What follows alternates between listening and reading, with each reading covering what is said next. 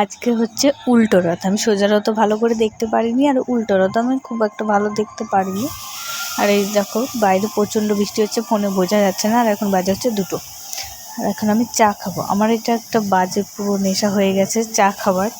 দুপুর হলেই আমার চা খেতে মন চায় এখন।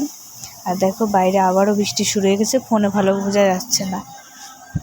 আর ওই দেখো দূরে সব জমিগুলো পুরো জলে ভর্তি হয়ে গেছে। আর আজকে ভেবেছিলাম পুরো বোতলটা শেষ করব, কিন্তু জল আমি না শেষ করতেই পারি না খেয়ে। আর আজকের মেনুতে ছিল ভেন্ডি ভাজা, চাটনি, সজনে শাক, ঘ্যাট, ডালের বড়া। কোনটা ছেড়ে কোনটা খাবো? যাই হোক আমি সব কিছু একসঙ্গে মিশিয়ে খেয়েছি। আর এদিকে দেখো আজকে তো রথ, আমি ভেবেছিলাম যে চুড়িদার পরে যাবো, যা বৃষ্টি হয়েছে তার মধ্যে আবার শাড়ি পরে যাব। তারপরে না, আমাকে সেই শাড়ি পরতে হলো ঘুরে ফিরে। যাই হোক শাড়ি পরেছিলাম। আর তোমাদের কেমন লাগছে একটু দেখেছি।